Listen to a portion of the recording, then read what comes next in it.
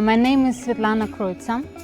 I was born in Russia, in Komsomolsk-on-Amur. It's a far east of Russia, in a family that belonged to Sanskrit studies. My grandmother was a great scholar of Maharishi school, and she studied Sanskrit, Jyotish, Vastu, Shastra, and all these things. Then we moved to Moscow, and I was studying in Moscow for advertising and PR management. And slowly life brought me back to India.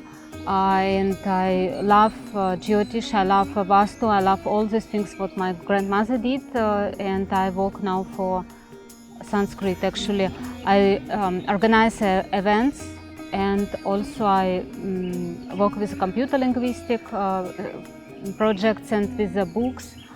And I teach people about Sanskrit and Jyotish. It will make them more easy to understand the Jyotish, because there's many complicated words and topics in that. I live now in Austria. Already 13 years I live in Austria with a husband, and I have a daughter. So I come to Russia for some events. I travel in Europe, and I travel to India every year, and I'm very happy with that life. Like, Sanskrit full changed my life 180 degrees, and I am always happy. Everything what I do, I get much power for doing this job. Everything I give to Sanskrit, but Sanskrit give everything to me too. Like, always keep me fit, always keep me healthy. I go out of religion actually because of Sanskrit. I start with the Hindu, and I was a little bit fanatical about it. Like, I follow all these rules, Vedic rules. I was a vegetarian, and make a puja, yagya. But then when I start to study Sanskrit, I understand a lot true about Hindu.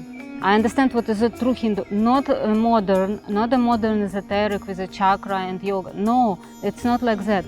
I study Sanskrit texts in original, like I translate it myself, and I understand much deeper information about gods. So I'm very happy to study that. Oh, she is wonderful. Her name is Augustina, because she was born in August. And 25 years she practiced Mahasiddha yoga with levitation and with fasting without food. And she did a lot of incredible job. Like, she healed people just with a touch. She sees future, and she started to study Sanskrit, but it was difficult in the time in USSR. She must do it like secretly underground. They had a meeting underground in Maharishi school, and they burn incense. They invite the yogis from India, and these yogis walk on glass. I was watching it when I was like 4 or 5 years old. She took me to these meetings, and I was always amazed why these people are so happy. Like, everyone is very sad. It's a changing period in USSR. It was hard time. It was a very hard time in Russia. But they was always like smiling. They was always relaxed, always happy, and it go so deep in my heart. And grandmother, with her wisdom, she teach me how to sit. She teach me how to wash body, like with left hand, and eat with right hand. She teach me all this small kriya and how to heal stomach pain.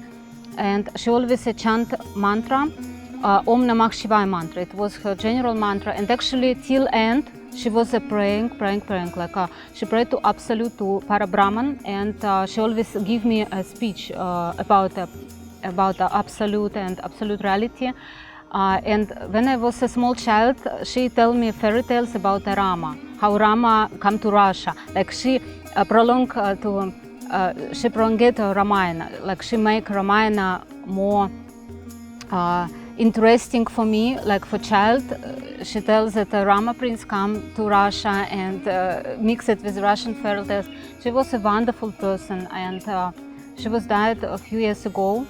But I don't feel like she passed away. Like, she's always with me, and if I need her help, I ask in my heart, and I get immediately answer from, like, with her voice.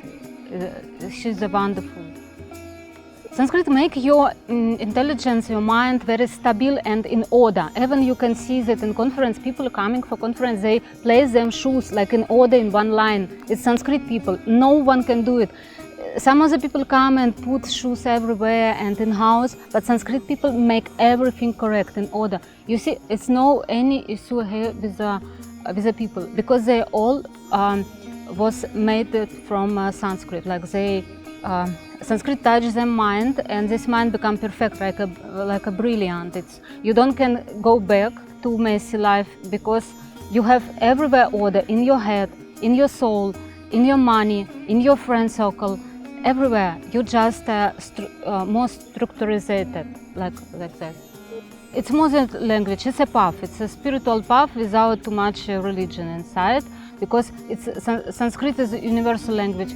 Yes, there's many religious things written by Sanskrit, but if you go behind it, you will find any Shastra, any science, Ayurveda, and daily life, and about the nature, about the world, about the chemistry, about the geography. You can find any science in Sanskrit, how rishis and people in the past, how far they're going with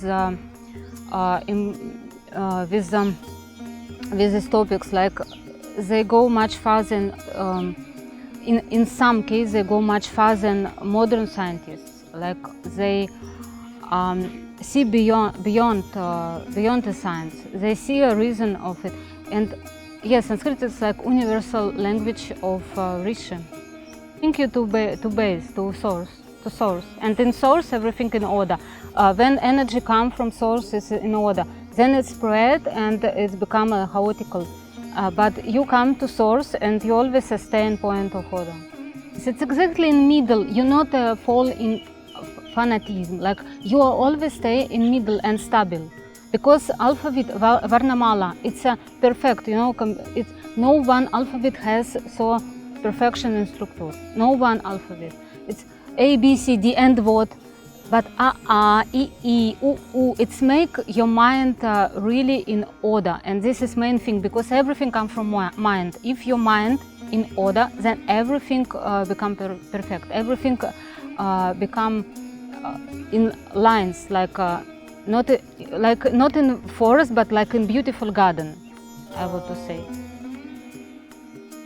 You have to come to Sanskrit. It's like a long way to Sanskrit and eternal way with Sanskrit. Like when you come to Sanskrit, you should be already pure. Bad people not can study Sanskrit. Protect himself. Don't let bad people coming. You have to clean your karma, your mind. You have to work with your character, with your anger, with your jealous, with many things before you start. Because Sanskrit gives you a challenge. He always like push you to study more, and you think, oh my God, I'm so stupid. I don't can hold this vyakaran. I don't can hold this grammatic. It's a Panini. It's a very intelligent. You know, it's like a high intelligence. People should have a very high IQ. Otherwise, they don't can hold it, and this makes them ego always a push down, like you're stupid, and you think, okay, now I done it. It's not like English or German, what you learn, and talk with people. No, Sanskrit is a challenge for all your life, and you never can learn Sanskrit perfectly. It's like eternal story. It's like for all life and more lives. You never can finish. It's like ocean. It's very, very, very deep. So Sanskrit is not a language, probably. It's not a language, it's a whole world. I believe that everything comes from speech, from a word, like all things come from the sound. This Vedas say to us, yes? And if this sound, then it's a Varnamala, because it's in order. For create something, we need to have some tool. Yes, and Sanskrit is a tool to create a world, actually, and all world contains Sanskrit. Like that, I believe. Maybe it's new religion. Maybe we make a new cult, I don't know.